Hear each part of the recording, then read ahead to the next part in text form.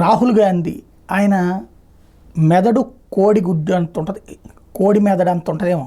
ఎందుకంటే తాజాగా ఒక స్టేట్మెంట్, హర్యానా సహా దేశంలోని యువత కేంద్రంలోని బీజేపీ ప్రభుత్వం గత 10 ఏళ్లలో తీరని అన్యాయం చేసిందని లోక్సభలో ప్రతిపక్ష నేత రాహుల్ గాంధీ ధ్వజమెత్తారు. ఉద్యోగావకాశాలను లాగేసుకుని యువతను విదేశాల్లో చిత్రహింసల బాట పట్టేలా చేసిందని ఆరోపించారు. ఇటీవల తన అమెరికా పర్యటనలో హర్యానాకు చెందిన వలసదారులతో జరిపిన సంభాషణ వీడియోను మంగళవారం ఆయన ఎక్స్లో షేర్ చేశారు. దేశంలో నిరుద్యోగ సమస్య పెరిగిపోవడం వల్లే తాము అమెరికా తదితర దేశాల్లో బతుకు పోరాటం సాగించాల్సి వస్తుందని వాళ్ళు ఆ వీడియోలో పేర్కొన్నారు. హర్యానా యువత దొంగచాటుగా విదేశాలకు ఎందుకు వెళ్లాల్సి వస్తుందని ప్రశ్నించారు.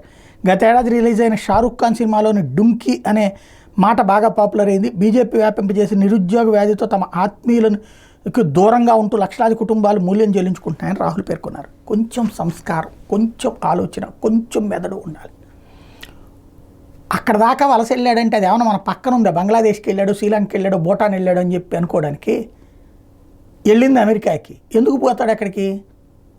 డైరెక్ట్గా సీట్లు సాధించలేక, అక్కడ యూనివర్సిటీల్లోనూ లేకపోతే ఉద్యోగం సాధించలేక దొంగచాటుగా అక్రమ వలసదారులుగా వెళ్తున్నారు.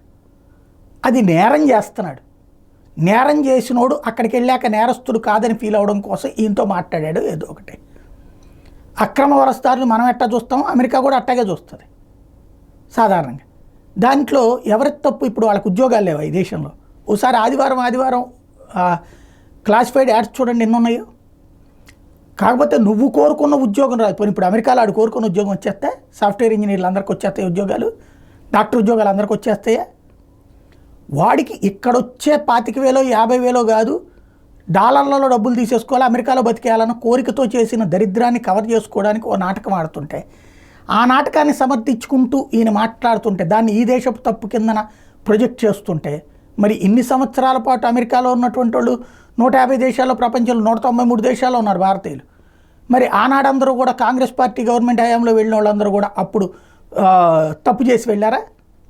ఉద్యోగాలు లేక వెళ్ళారా? విదేశాలకు పోయాడు అంటే ఎక్కువ సంపాదించుకోవడానికి పోయాడు, ఇక్కడ చాలకపోయాడు. దాన్ని ఈ విధంగా ఎందుకు బిల్డప్ చేయటం?